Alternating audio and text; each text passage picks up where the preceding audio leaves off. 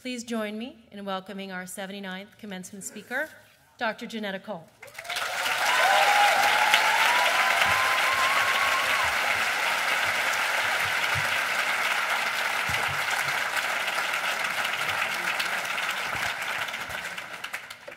I have a lot of nerve. I just got here today, and I am now going to ask something of the class of 2014. Would you rise? Wherever you are, right now.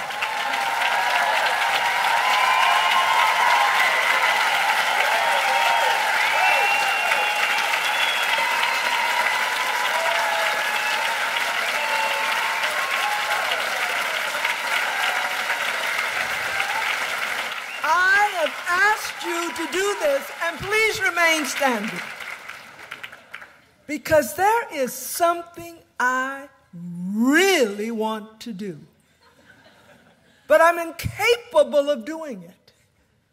And so I'm going to ask your help. Follow instructions. Take your right hand, move it across your body, and find a place that's sort of between your elbow and your shoulder. You got it? All right. Take your left hand, move it across your body. Do your best to find a place that's sort of symmetrical with the other hand. You got it? Now, Bennington College, class of 2014, I'm asking you to do what I wish I could do. Hug yourself. And just hug yourself. And you should not resist kind of rocking. Just hug yourself. Does that feel good? You deserve it. And you can even sit down now. I know that was not a traditional way to begin a commencement address. But in case you didn't notice, this ain't a conventional place. But I'll at least try a little bit by beginning with some heartfelt greetings.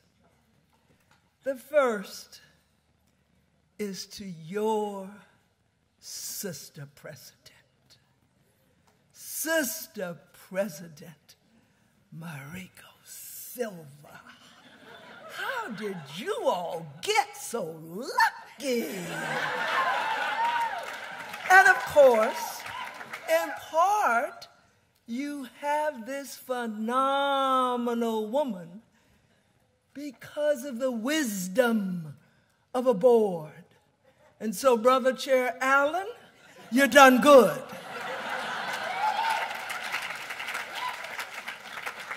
I had intended to greet the first brother of Bennington, but Tom probably had to go take care of the children. You know, I really want to say something to your parents.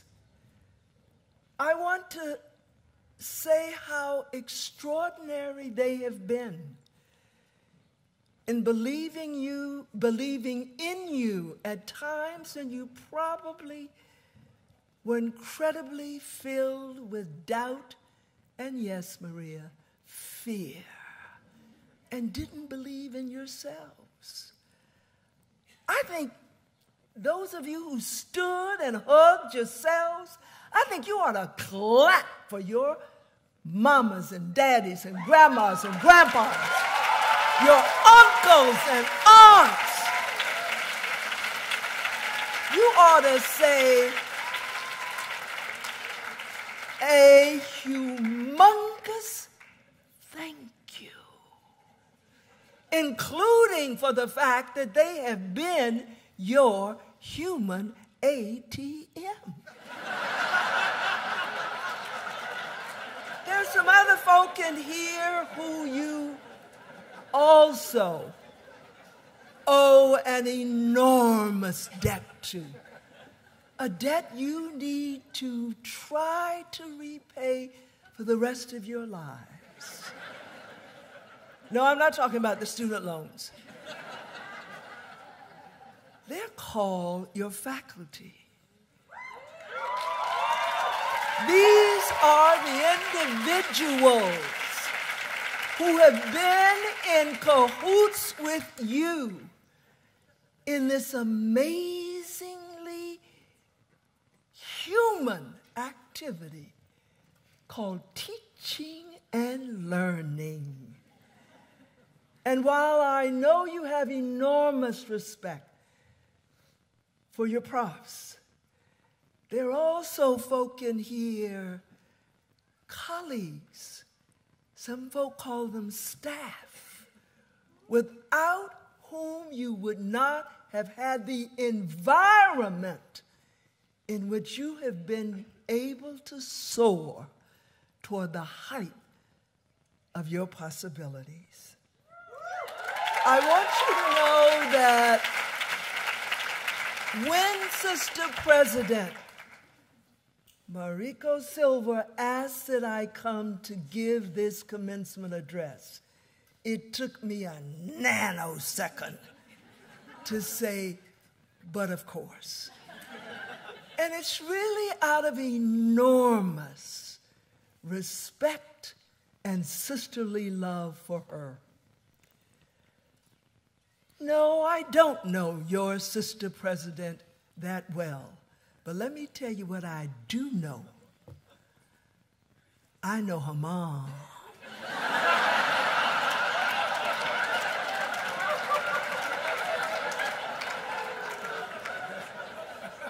I did not ever have the opportunity to meet Mariko's late father, the extraordinarily acclaimed documentary filmmaker, Tony Silver. But I know somebody named Joan Shijikawa. And when I know a mom and a dad, I know that apple don't fall far from the tree. I just really hope, and I know my sister Joan, I know you join me in hoping that this journey will be one of the most amazing and grace-filled journeys that any higher education institution has been on. You've got it all. And now you've got an amazing leader. Tonight, I want to do my best. I want to do my best to share. I want to share some advice. Come on, I'm a commencement speaker. But I do need you to know that there is a special circumstance around which I need to do this. I finished thinking about what I wanted to say. And believe it or not, there's really a text here. And writing it out on Monday. And I was feeling really good because I decided, like wonderful commencement speaker, graduating senior Maria Jacobson, I wanted to work off of her word. And mine wouldn't be wait. My word would be courage. And I chose that word because I had been spending a lot of time with one of my sheroes. For every hero in the world, there's at least one shero. And because I had been spending a lot of time with one of the most important people in my life, I wanted to talk about courage because she insists that it is the most important virtue. Without it, the rest have no chance. And so I finished it and I thought, tomorrow I'm going to call her, as I routinely do. Tomorrow I'm going to call my shero, my sister friend, my teacher. I'm going to call Dr. Maya Angelou and I'm going to say, I'm going to talk about courage. But as that sweet honey in the rock song goes, you never know at sunset what the next day will bring. You never know the next day how it will end. And on Tuesday, Dr. Maya Angelou went to glory.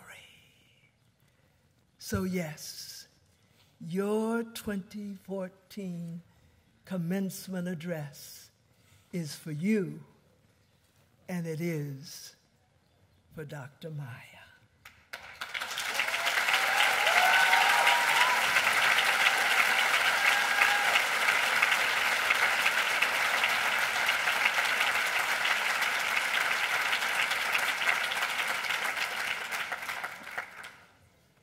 So let me tell you, my dearest sisters and brothers of this class, let me suggest, rather than tell you, 4 ways in which I really urge you to exercise courage. In the first place, I'm asking that you exercise courage as you continue to grow up. I know you think you're grown. I know that. I understand that. But as you continue to grow, I'm asking you to exercise courage by following your dreams. E.E. Cummings once said, I take courage in order to grow up and to become who I really am. In the process of choosing your life's first work, and it will be your first, because your generation over the course of your lives will do 3, 4, some of you even 5 different careers. But as you choose that first, please choose it courageously. Choose it based fundamentally on what you think matters and what you feel passionately about. I remember very well the day when I came home from Oberlin College. And I went like a good Southern young woman would do to see my grandfather. And the first thing he asked me was, baby girl, when you gonna come into the family business? The insurance business.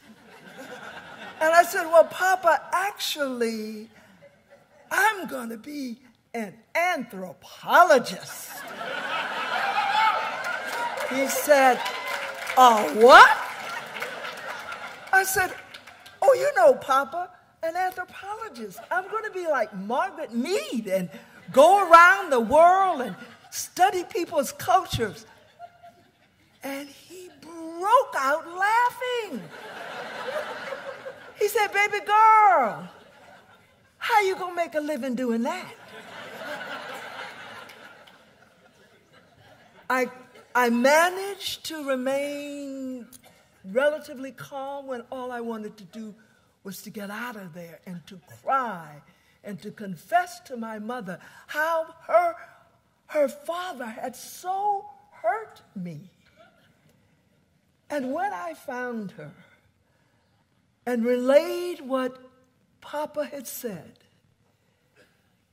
she said, first of all, I'm a little concerned that you so arrogantly went to your grandfather assuming he knew about anthropology.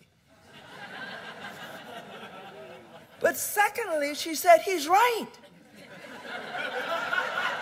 You better think how you're going to make a living doing that. And in particular, said my mother, you are a woman.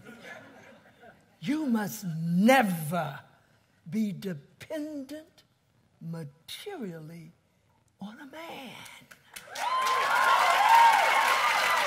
But then she said, she gave me the most important advice. And it's advice I have given repeatedly to young women and men. You've got to follow your passion. The courage to follow that passion, whatever it is. I'm very fond of words that the president of Liberia will often use. She is the first woman president of the 54 African nations. Ellen Johnson Sirleaf says, if your dreams don't scare you, they're not big enough. I'm asking of you to have the courage to follow scary dreams.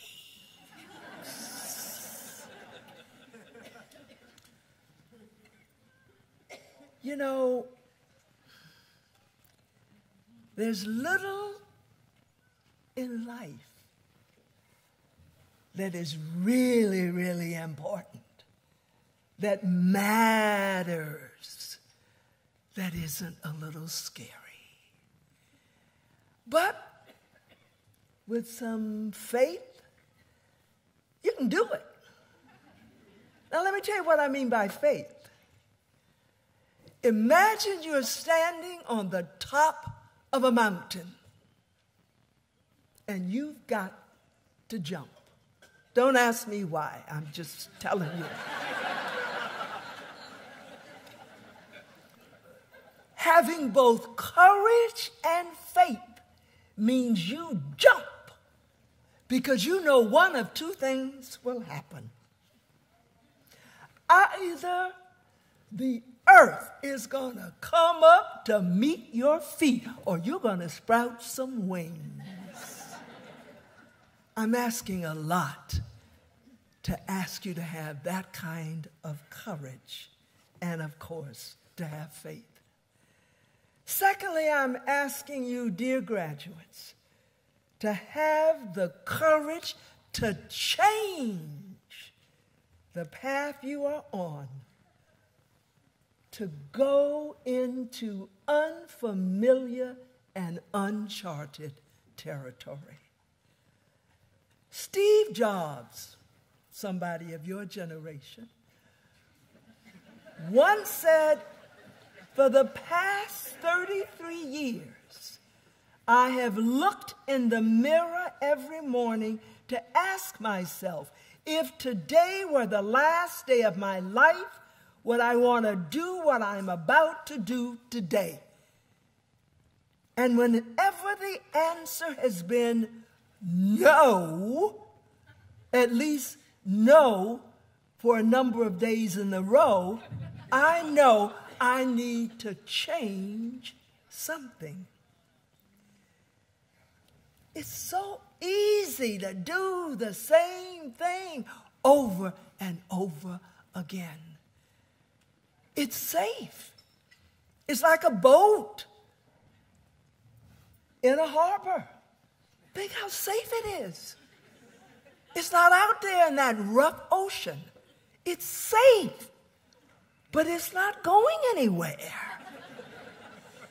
The courage to get out there and midstream to change. I want to share with you that I had to find more courage than I thought existed. When in the third act of my life, and I do hope the curtain won't come down anytime soon, but this is the third act. In the third act of my life, I am asked to cease to be an anthropologist, a professor, a college president, things I know how to do, and become the director of the Smithsonian National Museum of African Art?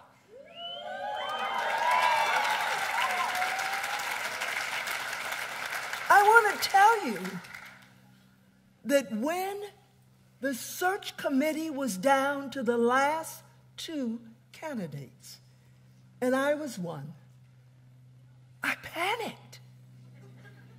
I literally called up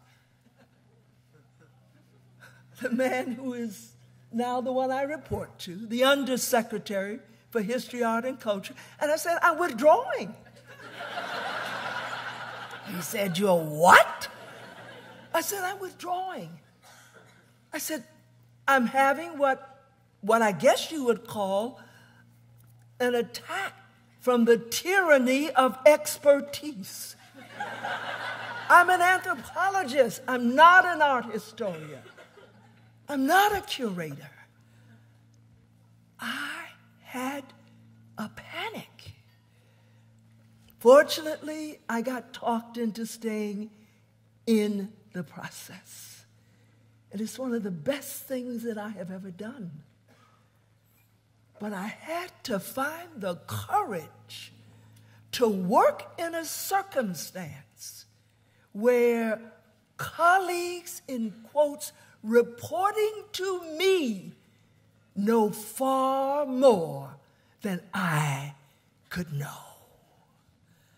That takes courage. That's what I'm asking of you. Thirdly, dear graduates, I'm asking you to have the courage to speak up and to speak out about what is not right.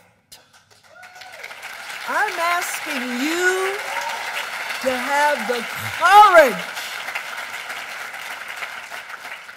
to always break the silence if it is not decent and it is not fair. Perhaps you know the words of Martin Niemöller, a prominent Protestant pastor who became an outspoken opponent of Adolf Hitler. If you don't know these words, hear them.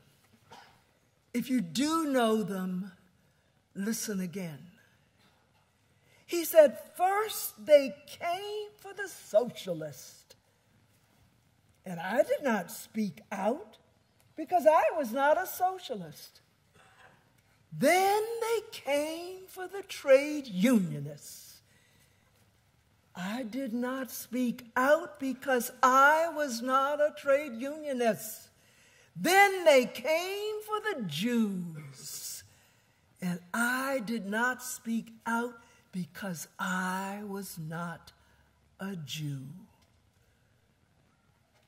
Then they came for me, and there was no one left to speak for me. What is it that keeps us from speaking out against injustice? Maybe it is what our sterling commencement speaker, Maria Jacobson, confronted in her first experiences here. Perhaps it is fear. Perhaps it is simply fear that keeps us silent. But as another of my sheroes, Eleanor Roosevelt, has said, we gain strength and courage and confidence by each experience in which we really stop to look fear in the face.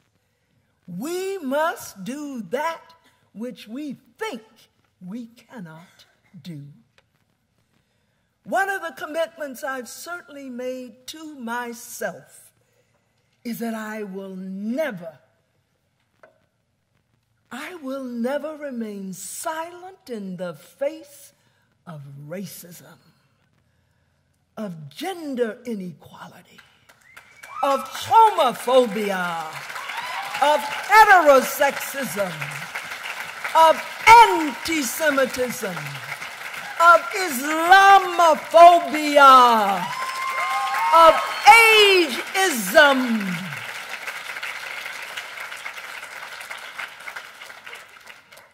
Because if I do, one day when they come for me, there will be no one there to speak up. Fourth and finally, dear graduates, I ask of you the courage to be of service to others. When I was growing up in the horrific days of legalized racial segregation in Jacksonville, Florida, my folks had a saying, and I offer it to you. They said to me that I had the responsibility to fight against the main narrative of Southern United States. And that is, it didn't matter what I did, I could never be equal to someone who happened to be born white. But they went on to say that while I had to fight against that, I also had to be of service to my own people, yes, to my nation, and even to my world. And they had a phrase that I'm still incredibly fond of. They said, doing for others is just the rent you got to pay for your room on earth.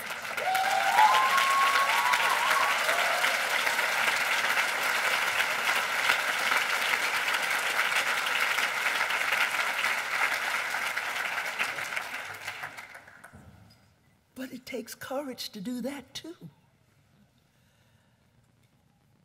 Sister President referred to my serving as the first chair of the board of United Way of America. I knew I had to be of service. And on a local level, I had done my service. But I'm supposed to be now the chair of the board of the whole United Way of America. I had to find the courage to do that. I had to conquer the fear, Maria. I had to find the way to say, I don't have to know everything. I just have to be in collaboration with others. And while I know there are many ways to urge you to be of service, I want to share just a few special words. Cesar Chavez, the exemplary Chicano leader, once said this: our ambitions must be broad enough to include the aspirations and needs of others, for their sakes and for our own. Yet another of my sheroes, the great African-American educator, Mary McLeod Bethune. Dr. Bethune would often say, go ahead, rise to the top, climb. But you must remember to lift others as you climb. And I am particularly fond of the words of one of the greatest humanitarians of our times.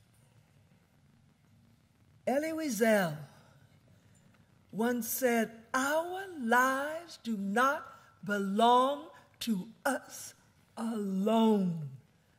Our lives belong to those who need us the most. And of course, Dr. King.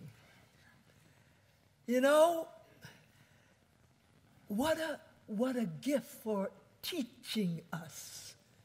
In a simple phrase, he said it. Life's most persistent and urgent question is, what are you doing for others? Now, it may seem strange that I chose to speak about courage, and I'm simply asking you to be of service. But I tell you, it will take courage for you to decide that it is important for you, now that successful lawyer, to do that pro bono legal work. You who have become so successful now, you got a Bennington college degree. Might even have another one. But it will take courage for you to get up on a Saturday morning and go to that place of refuge for women suffering from domestic violence. It will take courage for you to put others into your lives. So it's time now, and some of y'all are saying it's been time, to bring closure on your commencement address. And I'm going to do so by telling a story. I'm thinking, Jason, that 2 years ago, when you gave the commencement address, you lifted up the value of storytelling. And I think this whole community now is proud of how you continue to work in that arena. Well, the story I'm going to tell to end this commencement address is one that you probably have heard. But it in so many ways allows me to say again the importance of courage and in the 4 ways that I laid out for you. It's a story, as I tell it, of a young girl who early one morning was walking on a beach. And as she walked, she developed a pattern, because seeing starfish on the beach as far as she could see, she knew she somehow wanted to get those starfish into the ocean before the sun would rise and they would die. And so she got herself a rhythm going of reaching down and picking up a starfish and throwing it into the ocean. And while she was doing this, an elderly man came out for his morning walk on the beach. And he saw her and started to shake his head to say, "What is she doing?" And so he mustered up the energy to get to her, and then he said, "My daughter, what are you doing?" And politely she said, "Oh, sir, can't you see? There's been a storm. The starfish have been thrown onto the beach. And if we can't get them into the ocean, by the time the sun comes up, they're going to die." And he thought, how can I help this poor child? And so as carefully as possible, he said, "Dear one, look ahead of you. There are thousands and thousands of starfish. Don't you understand? You can't get all of those starfish back into the ocean. What you are doing does not matter." At which point, the young girl reached down, picked up the next starfish in her path, and as she threw it into the ocean, she said, "But sir, it matters to this one. I ask of you the courage, the pure courage to actually dream dreams that seem outrageous. That you could get all the starfish back into the ocean. Don't worry. Dream it anyway. I ask of you the courage to shift up. If you're not getting enough of them back in there, consider a new way. Change your path if you need to. I ask of you the courage to speak up and speak out, to act in the face of what is not right. Starfish shouldn't have to die. Get them in the ocean. And finally, I ask of you to have no less courage than that young girl in the face of what may seem like an impossible situation. Figure out how to be of service, even if it's to starfish. I wish you all an extraordinary journey. Be of courage.